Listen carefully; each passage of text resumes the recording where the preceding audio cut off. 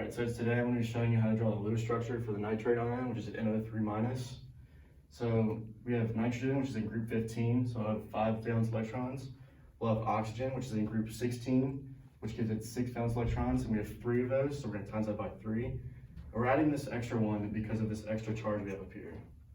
So in total, we'll have 24 electrons. So nitrogen is the least electronegative, so we're going to put that in the center. All right, and so this is the least electronegative, so we're going to put our oxygen around the outside.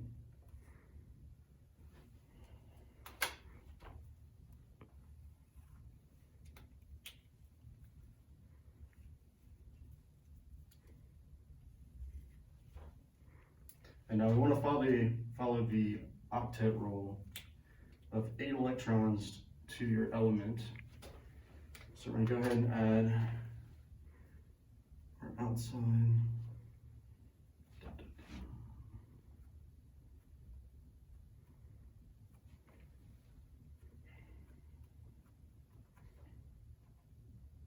Now, as you can see, our oxygens are following the octet rule, but our nitrogen is not.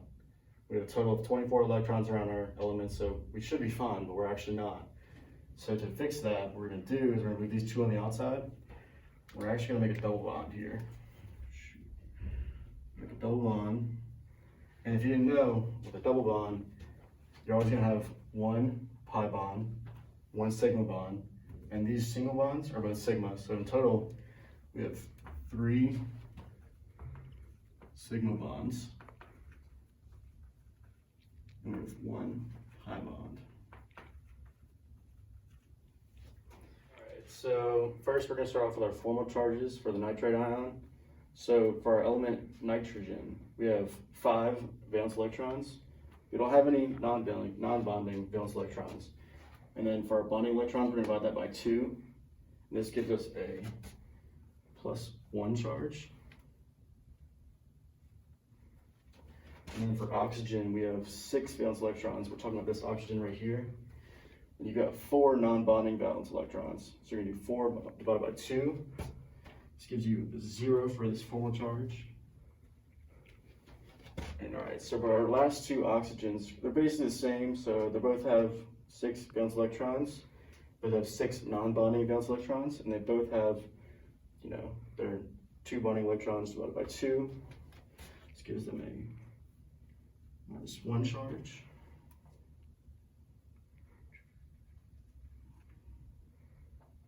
Make sure that's neat for you.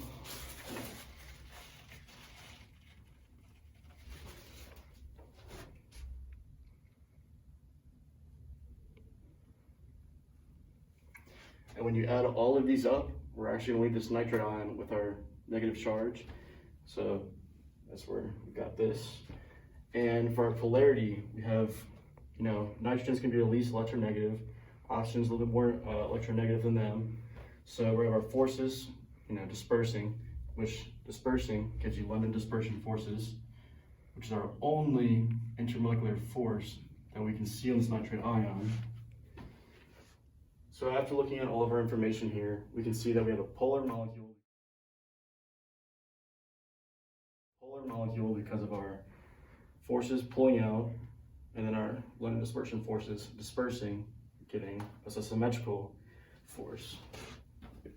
Okay, so when we're looking at our 3D structure here, we can see that down below we have a trigonal planar. We have 3 on the outside, so it's going to give us the trigonal. And then our electron geometry is always going to be probably the same as your molecular geometry. And we can see that we have 120 as our bond angle because in a circle there's 360 degrees. So if you divide that by 3, you should relate to 120 degrees.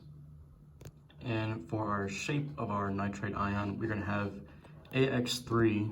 A is going to be your central atom, and then X is going to be your surrounding. So we're going to have AX3. And when we go and look back at we're looking at our AX3 shape class, we can see that up here, this is going to be our nitrate ion, matching up with our 120 ideal bond angles, matching up with our trigonal planar, and we also will see that we have 3 bonding pairs and 0 lone. That will give us a hybridization of sp2